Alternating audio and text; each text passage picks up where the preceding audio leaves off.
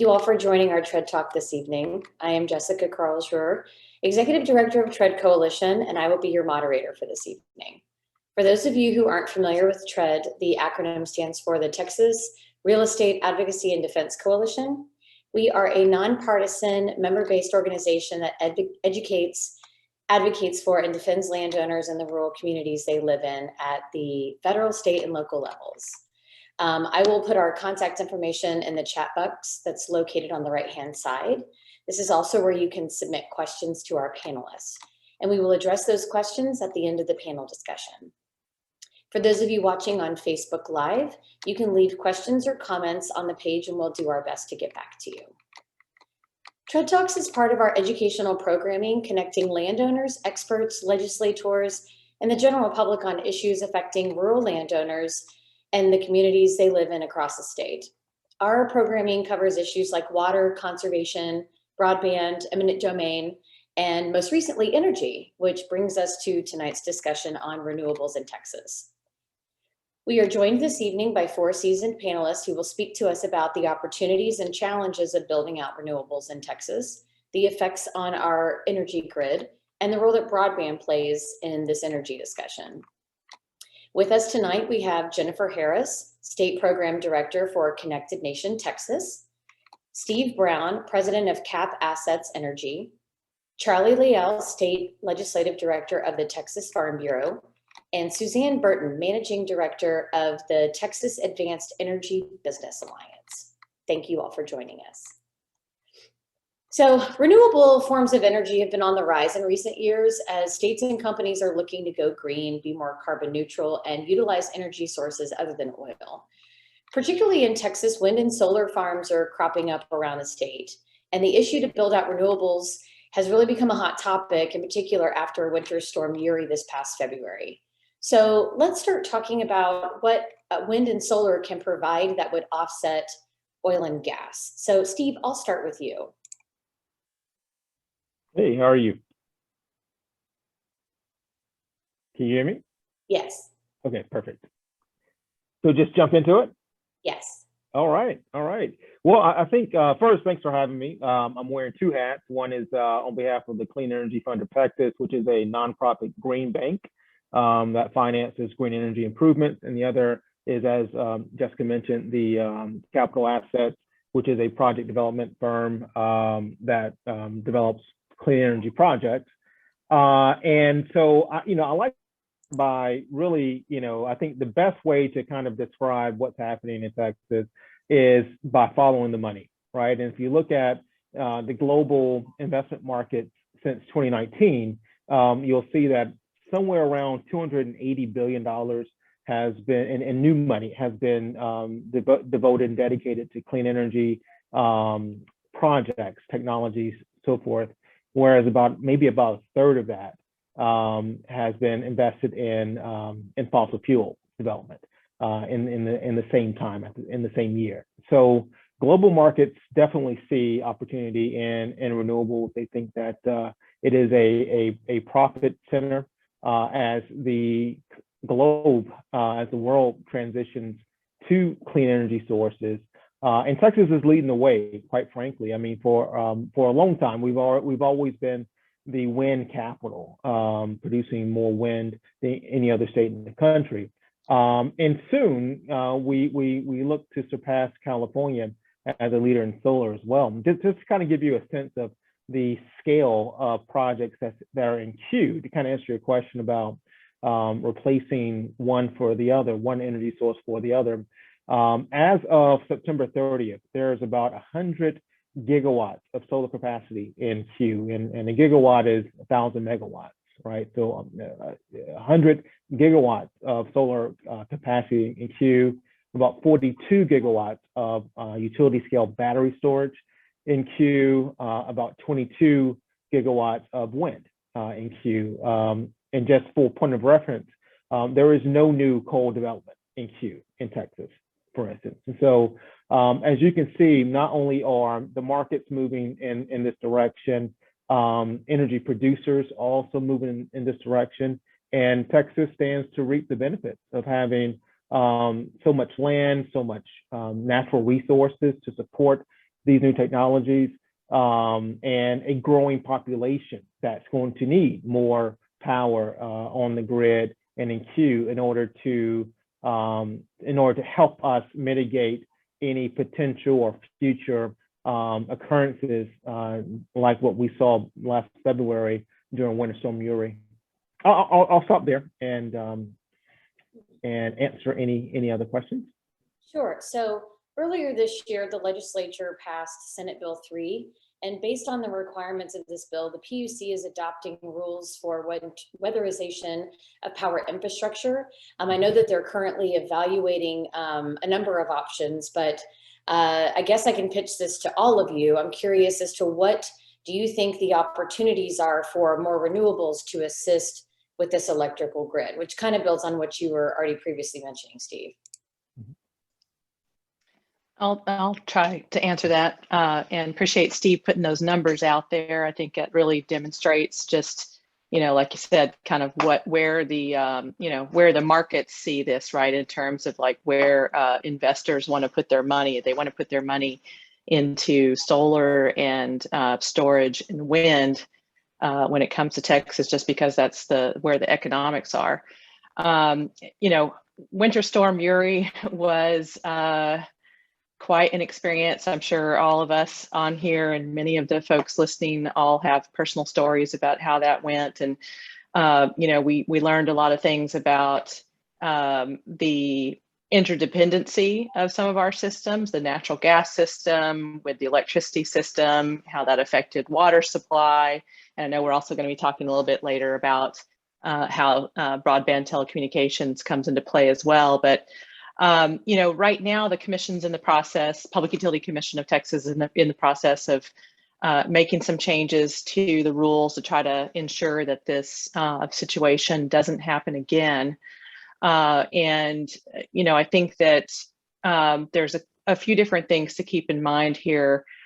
First of all, just to step back for just a second, I want to make sure that we talk about renewables kind of in the most comprehensive way, right? Which is that there's large scale renewables. When you think of like these big wind farms and solar farms, that are out in West Texas, for example. But there's also distributed energy resources. And those are things like solar panels on your house, or a battery or an electric vehicle, in your garage. So all of these technologies work together to, ultimately make the grid more secure, clean, reliable, and affordable.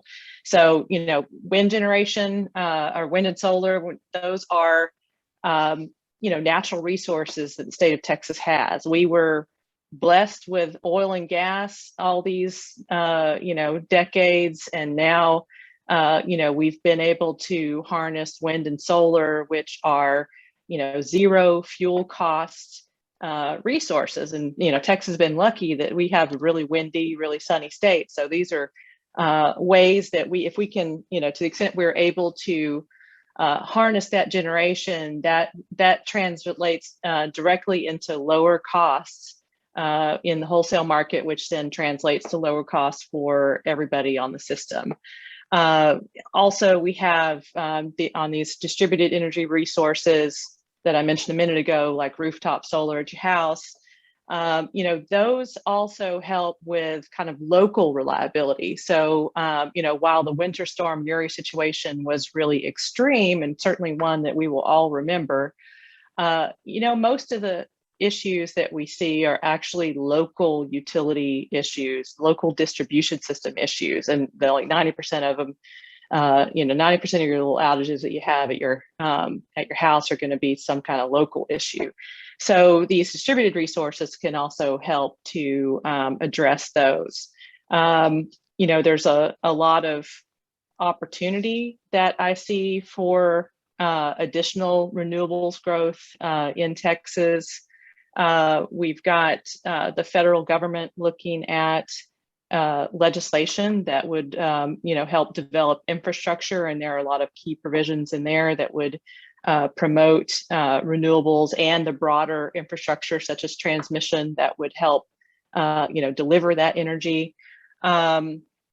but there's also substantial risk right now in the sense that the commission here in Texas is making some rule changes, and there are some special interest groups out there that are lobbying to increase the costs for wind and solar companies to make it harder to develop here in Texas. And so, to the extent that there are any decisions that are made on a policy level that would add to costs to wind and solar, then ultimately that means that's just going to increase the overall system costs that that we all pay, and potentially reduce opportunities for landowners in rural Texas.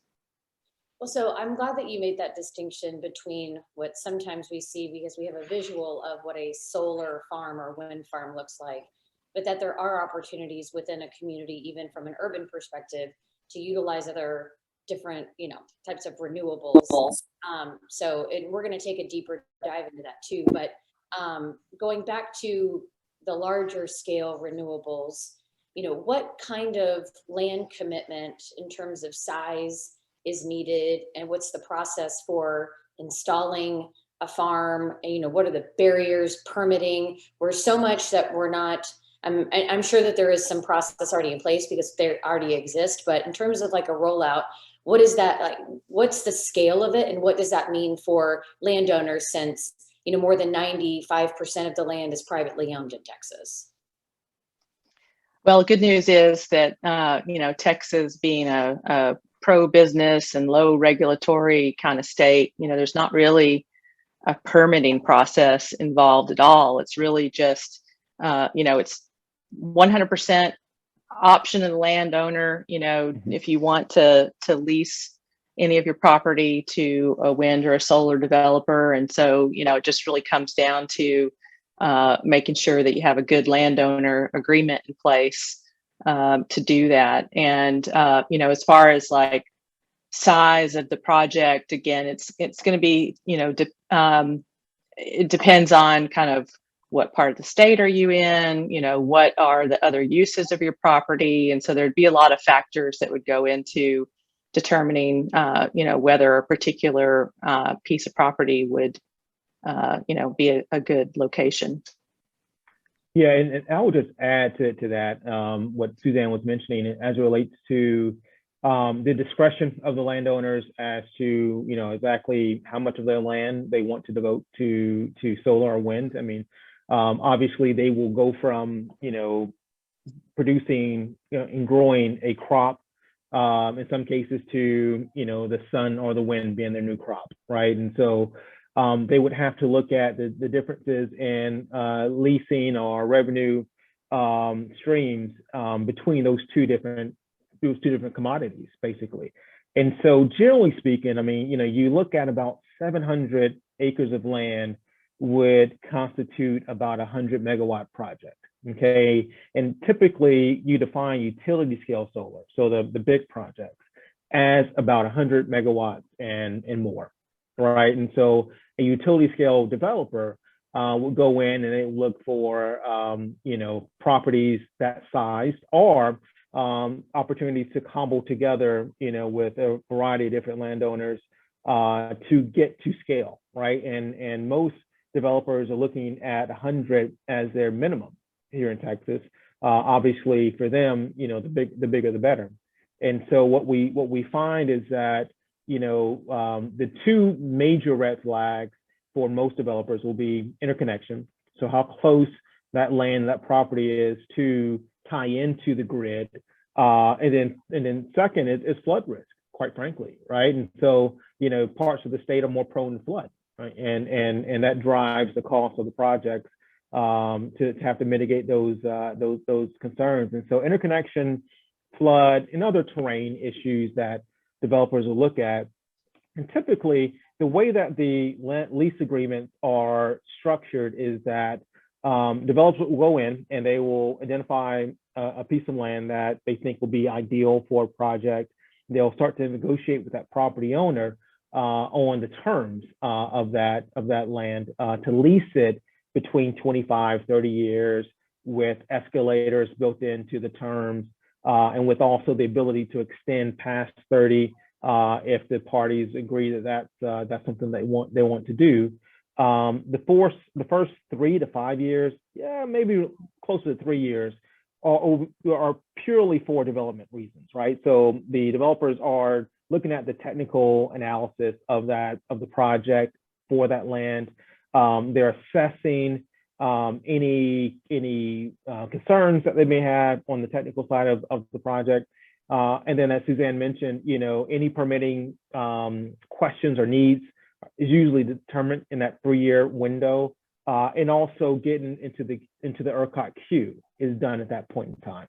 The good thing for landowners is that for that developmental period before construction starts, they still have access to their land, and so they can still do the things on their land that they would typically do anyway for that 3 to 5 year period before construction starts, and they'll be paid an amount of money during that developmental period. Of course, the amount of money they get paid during construction and into operation is a lot more because they won't be able to use their land at that point.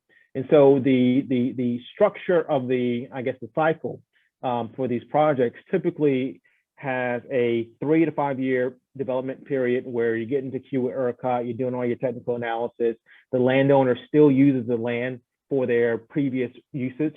And then once construction starts, that's when the balloon payments start, and landowners are, in their lease agreements, they negotiate for a higher amount.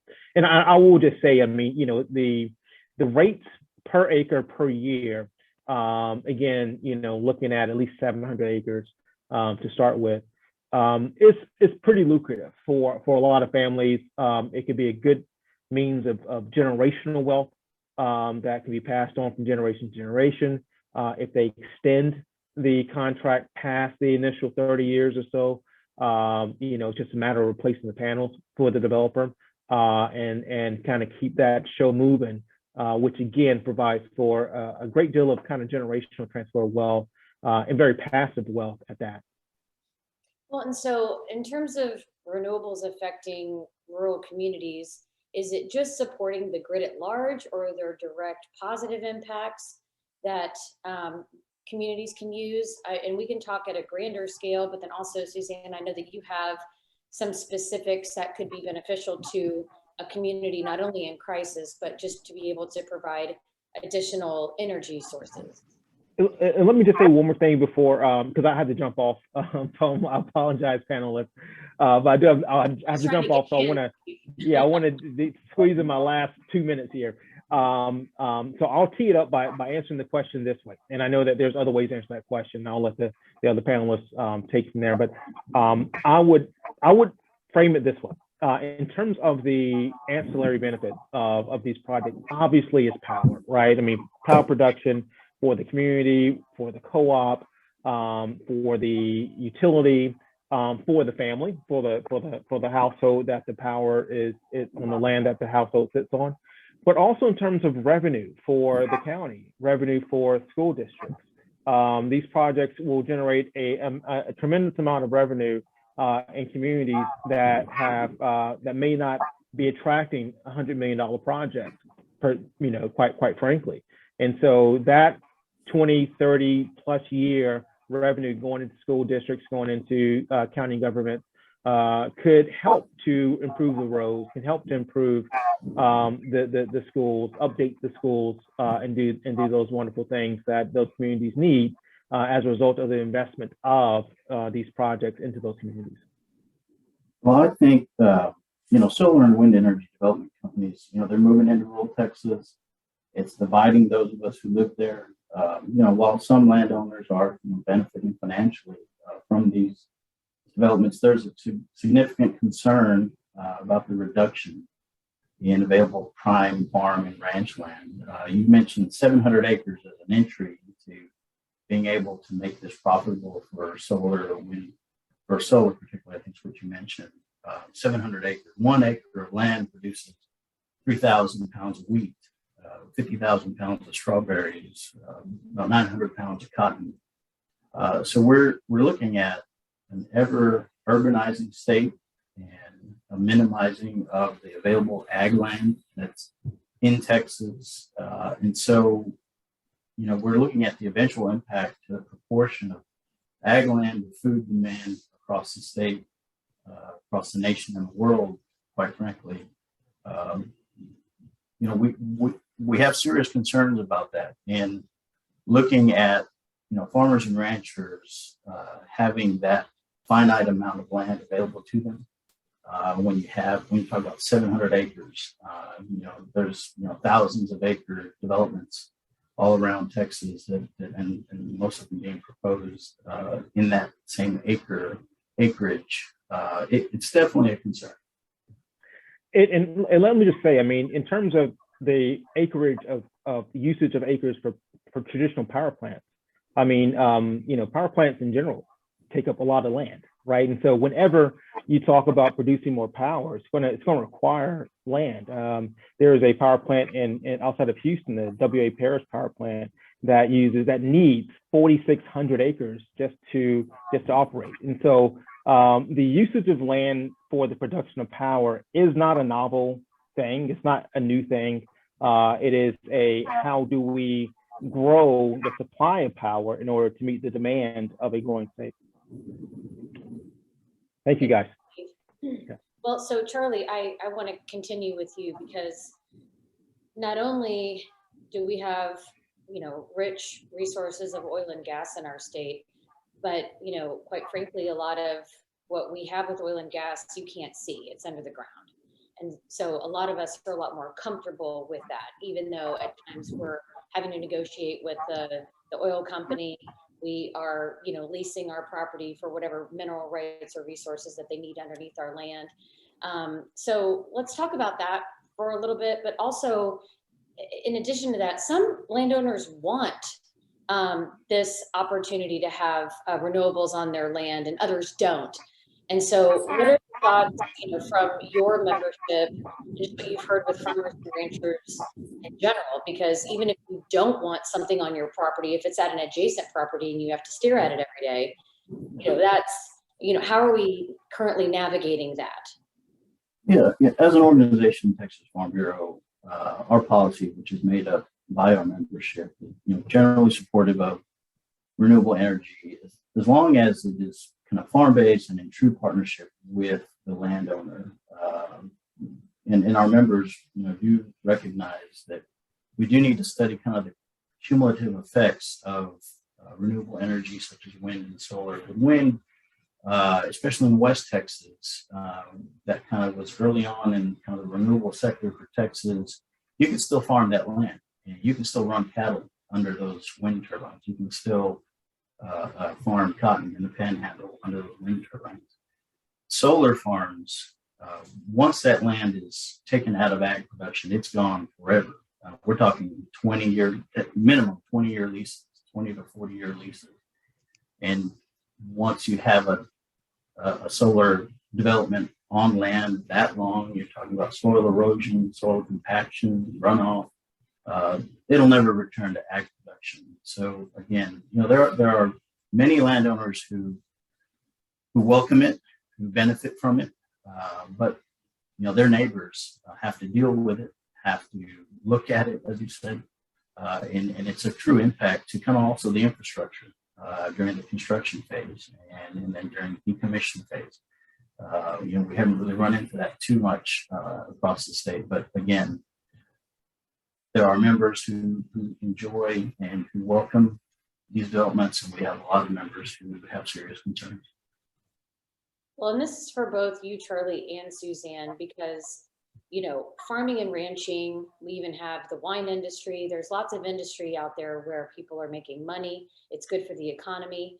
So are there opportunities for farmers, ranchers, the wine folks, beer, just all of those groups to utilize renewables? Because we'll talk about broadband too, but where it can actually help their businesses and what they do on a daily basis. Well, yeah, I mean, I'll make a couple of comments here. And first of all, I guess to circle back to some of the gentleman who had to depart, unfortunately, he mentioned some of the revenues that landowners are able to get over the life of a project. And I have some numbers on that I think would be useful. So our colleagues over at Conservative Texans for Energy Innovation conducted a study, or actually they commissioned a study from Dr. Josh Rhodes over at UT Austin.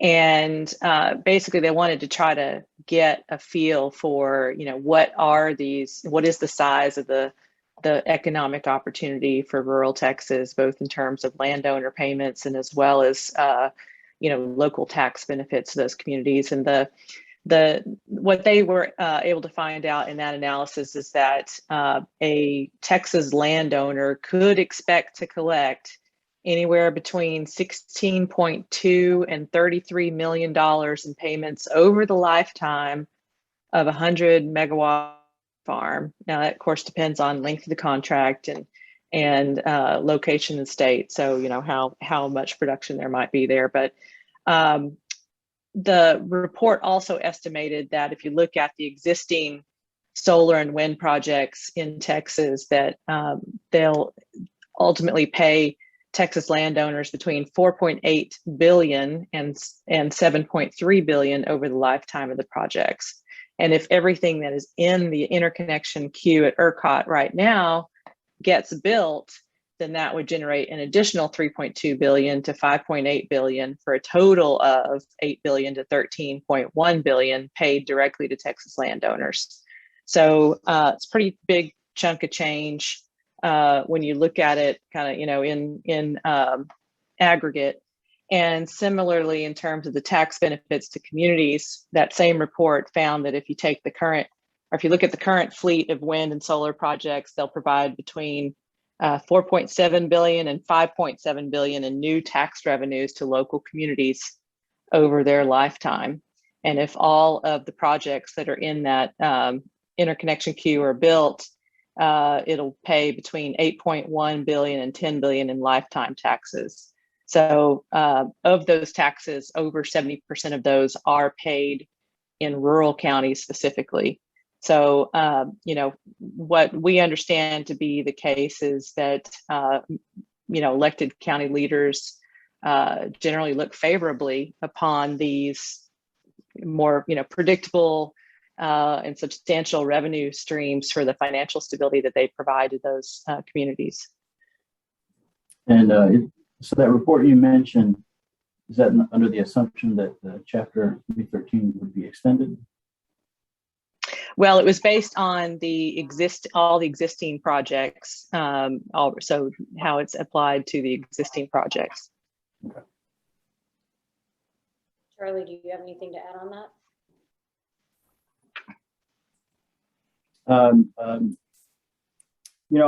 Again, we do understand the impact to local economies that renewables has, but it comes down to the landowner. You have landowners who are not actively themselves engaged in agriculture. They lease their land currently to farmers and ranchers. And we're finding with the solar and wind energy companies coming in, those leases are being terminated or not renewed at the end of their leases with farmers and ranchers. What they get from a farmer and rancher doesn't compare to what they can get from, if you're talking 700 acres of leased land. So again, we understand that. We definitely understand the impact to the local economy, but at the same time, we're looking at a finite amount of prime ag land. Where the sun shines is perfect for solar farms, but it's perfect for growing crops. And so that's the challenge. Where are we going to find the balance between ensuring our nation's food supply and ensuring our nation's energy supply? Great, thank you. Well, there was a bill passed in the legislature earlier this year to support the rollout of broadband across the state into rural communities. And so, Jennifer, I'd like for you to kind of speak to the process for a community gaining access to broadband.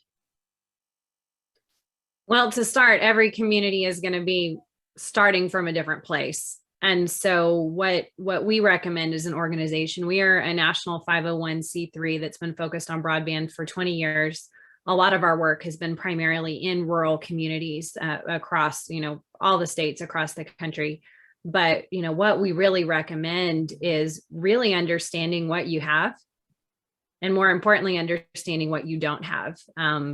Currently, some of our communities that are incredibly rural, some of us might even consider remote, they've got fiber to the home connections to broadband that you wouldn't imagine that they would have. And then there's communities that, based on data and not based on geography, but would look identical to them based on data, based on any other demographic you're looking at.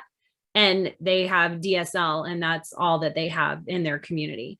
And so really understanding what you have as a starting place is really where you should start. What we've been doing with communities across the state is really working with them to understand both that supply and then the demand of residents. So are residents wanting to work from home?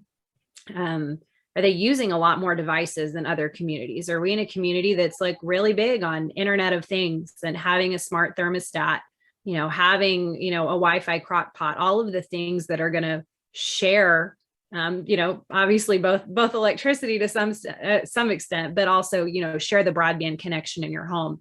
And so understanding from a community basis what we're really looking at as far as demand for broadband, and then understanding what we can pay for broadband. Affordability is such a key piece to what goes on with broadband in rural Texas. Oftentimes we have it available at higher speeds, that might be equivalent to speeds in our bigger cities, but it might be $200 or $300 a month for that same speed that someone in Austin is paying $70 a month for. And that's a significant difference to where maybe it's physically there, but then it's just not affordable.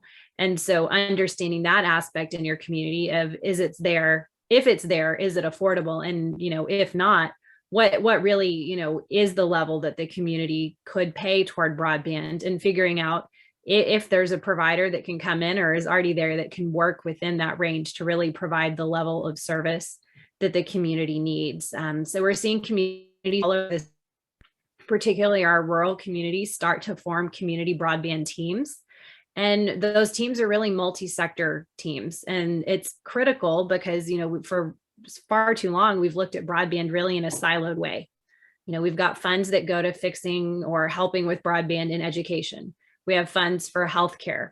We have, different pots of broadband money at the federal level that have gone for specific purposes, but we didn't think about all of the other aspects, going on within the community at the same time. And so maybe we have to go back and do work again to really get to the level of connectivity that we need. So having a multi-sector team in the community that really is laying out all the perspectives of what's going on, from the residential standpoint, from the business standpoint, but even to, what's going on with our government buildings. As we saw in COVID, many of the messages we were getting, whether it was about what the current COVID status was in your community or how to get a vaccine once those came out, whatever it was, all that information was found online.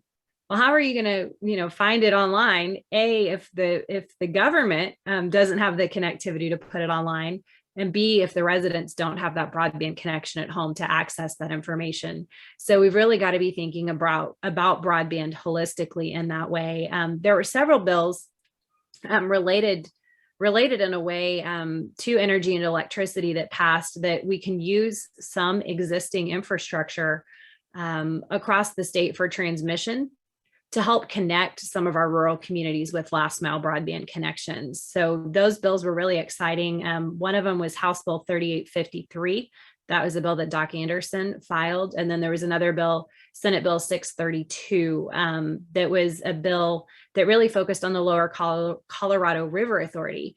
And the bills are similar, though they're different, because the LCRA is obviously quasi-governmental. And the bill that Doc Anderson worked on focused on the companies that aren't nonprofits. They're not government, quasi-governmental organizations. But basically, we've got transmission, of course, all across the state of Texas, and they're using fiber to do their own communications across the transmission system. There's extra fiber there. that's not being used for that connectivity that our transmission organizations need.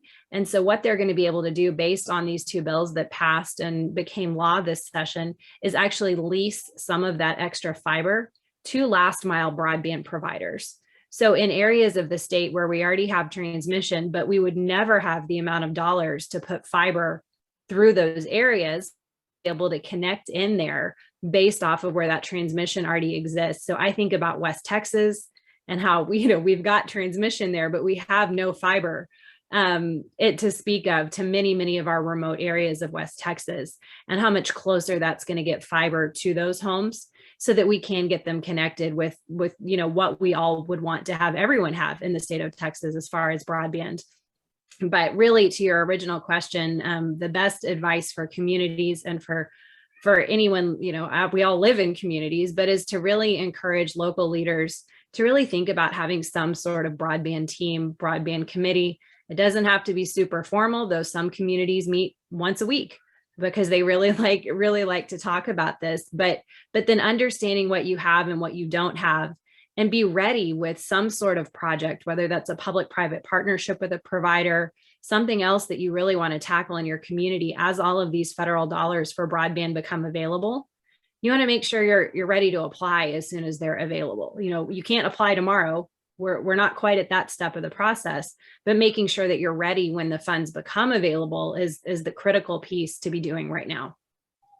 Well, and so Charlie, how are farmers and ranchers going to be benefiting from access to broadband? Is it affecting just their lifestyle? Is it affecting their business? Kind of speak to that a little bit for us, please. Yeah, no, absolutely. And, the kind of the silver lining, if you will, out of the winter storm that we all experienced, or one of them at least, was that, the state realized how important it is to have access to high-speed internet, to have broadband in your community. And, not only farmers and ranchers, but everyone in rural Texas, it has been, access to broadband has been hit or miss in rural Texas. We have to drive a mile down the road to hit a cell tower just to get our cell phones to work. If it wasn't for landlines, it would be almost impossible for many of us to communicate.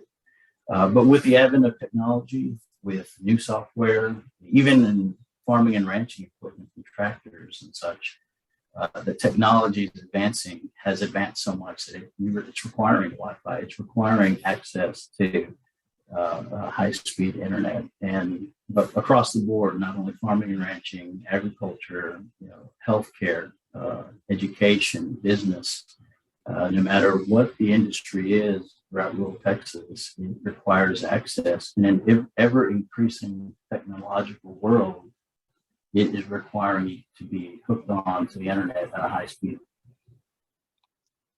And so this is a question for you, Suzanne. It's my understanding that broadband will have a positive impact on the utilization of renewables in rural communities. So can you speak to that, please? Yeah, I think Jennifer's highlighted, a lot of the ways that telecom really helps facilitate services. And I think it's the same thing here, that really, telecom is an enabling technology for energy resources. And so, I've talked a little bit today about, kind of the two different kinds of renewables. There's the largest scale ones, and then there's also the more localized distributed energy resources. And so, telecom technology really helps with the communications of data about, what production levels are for solar panels, and the really allowing for that kind of broader energy management that a rancher or a landowner, homeowner could do, whether it's just on their own home or if it's on a whole series of buildings out on a property. So those distributed energy resources, they can be used to power barns, heat water, any manner of purposes that are on site. It also, it provides kind of a local backup supply system option. And also one of the things that I'm working on through our work at TABA is to really facilitate the ability of landowners to be able to take that energy that they're generating right there at home or on the ranch and be able to sell that back to the broader grid if there's a need for that.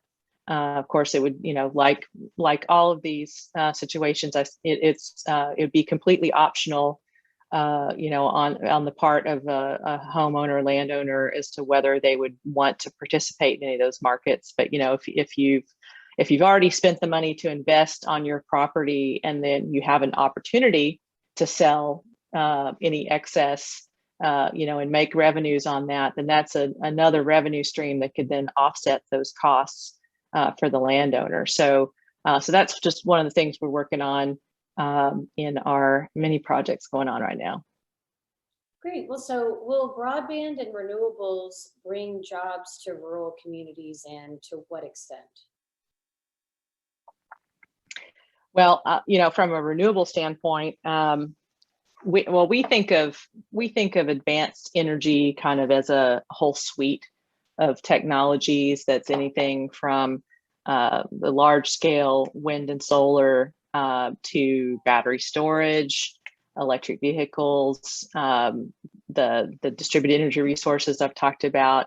And when you look at Texas and that whole suite of technologies, we represent more than 254,000 jobs already in the state of Texas, and that's been growing steadily over the past several years since we've been tracking that. About 48,000 of those are in electricity generation. But the interesting thing about this is that wind turbine technicians and solar panel installers are projected to be the number 2 and number 5 fastest growing jobs in America from 2020 to 2030. It's just continuing to go gangbusters. Texas is leading the way. It's a great opportunity for us as a state to, keep those jobs developing here in Texas. And they're good paying jobs too. Wind turbine technician median salary is $56,000, and that sector is expected to grow by 68% from 2020 to 2030. And similarly, the solar PV installer median salary is about $46,000, and that sector is expected to grow by 52% from 2020 to 2030. So still a lot of job opportunity there for us. So I'll flip the question a little bit and say, without broadband, it's going to be hard to create a lot of new jobs moving forward. I think pretty much every job is going to have a component of broadband. Even if it's a service-based job, you're likely needing to apply online at some point for that job. So if you're not able to apply online, you're not even going to do the job that really is that service-based job. We're hearing often from EDCs across the state that they can offer every incentive that's possible to a company to come to their community. But if broadband is not there, that company is not going to come into the community and create those new jobs. And then, of course, if we think about remote work, many of our rural communities are poised to have folks move out of Dallas, Austin, Houston, live in those communities, contribute locally to those economies by shopping at the stores there, doing their business there. And they could do that if they could work from home. But if that broadband isn't there, the job technically may still be in Houston, but the dollars they're spending are going to be out in rural Texas if they're able to work from home due to that broadband connectivity. So really, if we don't make sure that rural Texas really is connected in the way that much of the state is, and that's not to say that we don't have pockets of suburban and urban Texas that don't have broadband struggles, because we absolutely do. Rural Texas just kind of gets hit harder a lot of times on every issue, including broadband. But it's critical to make sure that we do have broadband so that they can keep up with jobs and the job growth. And then the other piece of that is We don't have enough folks in this country that know how to install fiber and do all of the things that we need to do. We've got billions and billions and billions of infrastructure dollars coming specifically for broadband, and we don't have the skilled labor to do it. So there will be jobs created in that way. It's just, are they going to be created quickly enough? Can we train people quickly enough? I think it's important that our communities look at figuring out how maybe we can train people within our own communities to be ready for those dollars when they arrive, so that folks in our own communities can be installing that new infrastructure instead of having to bring in somebody from another state. Let's try to create some jobs that way, but we've got to provide the training first. Great, thank you. So now I'm going to open it up to questions from our audience. The first one is, how does the production in megawatts at the Harris County Power Plant compare to solar or wind for the same 4,000 acres?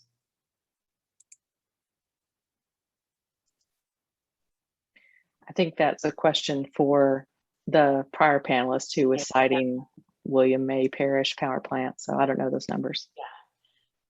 How many acres for a 100 megawatt farm?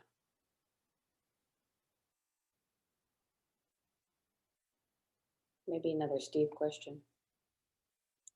I can get these to him. And then any thoughts on how we will upgrade residential for electric cars? Any subsidies? So a couple of thoughts on this. There are some purchase incentives right now that state of Texas offers for purchasing electric vehicles specifically, and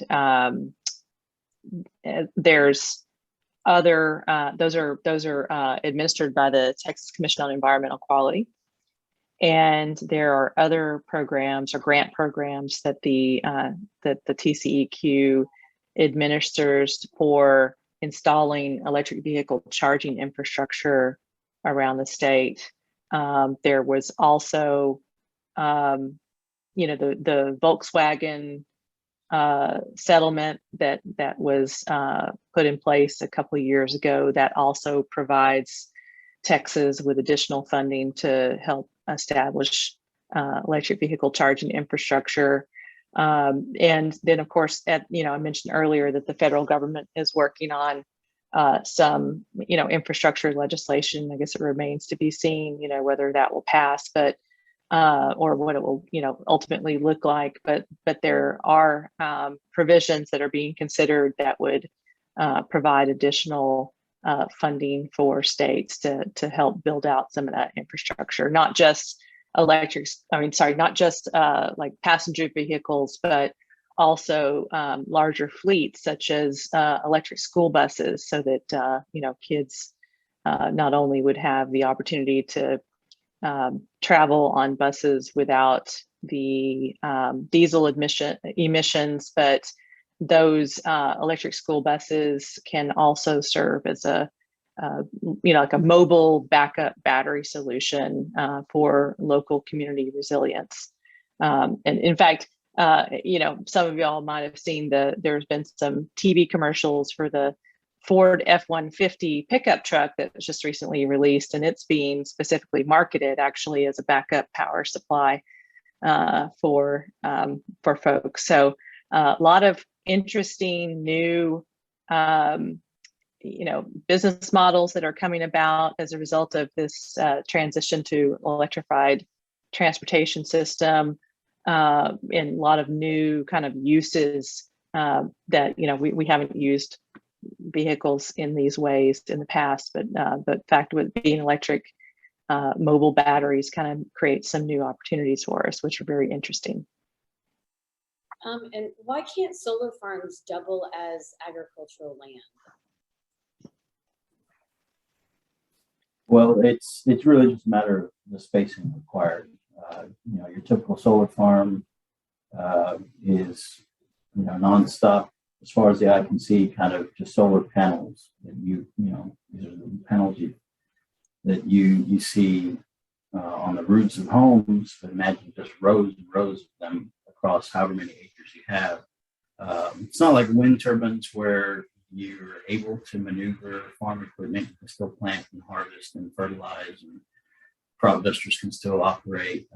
It's kind of an all or nothing approach in solar, as far as I understand it. I'm not sure if any of the other panelists have any of the info on that.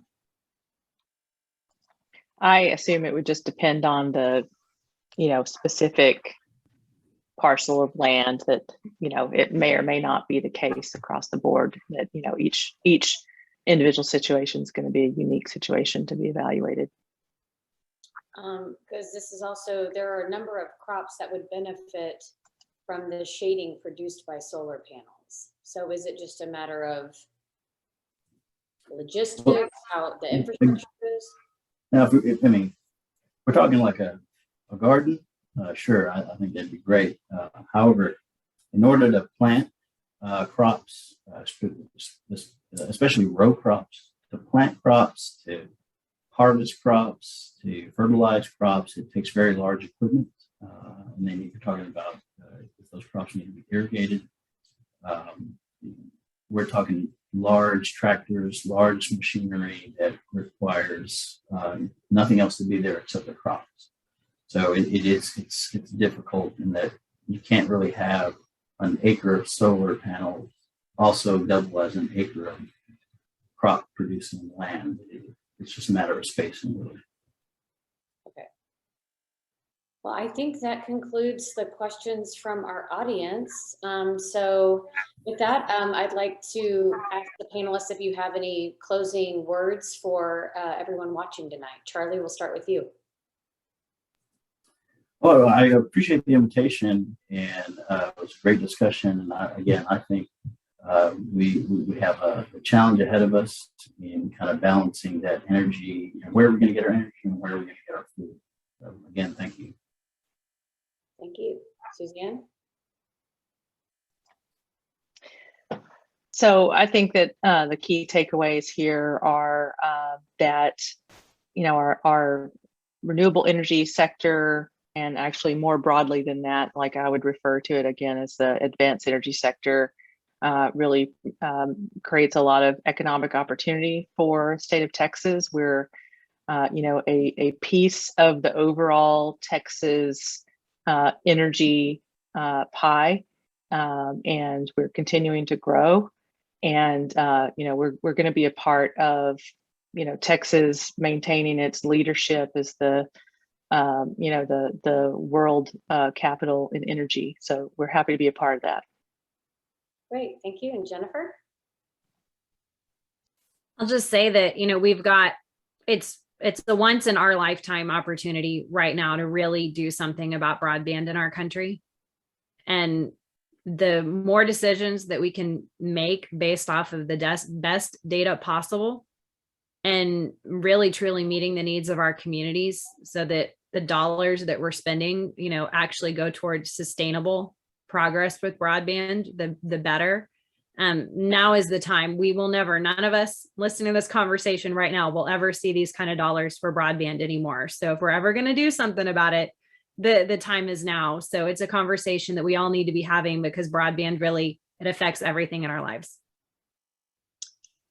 Great. Well, that's all we have for this evening. So I would like to thank all of our panelists for participating this evening and providing a great discussion. And I also thank the audience for your participation. Everyone watching on Facebook, we appreciate you tuning in. If you have any follow-up questions or need additional information on our discussion tonight, including contact information for our panelists, you can always contact me at jessica@treadcoalition.org, and our website is treadcoalition.org. But with that, I thank you all for joining us this evening, and have a great night.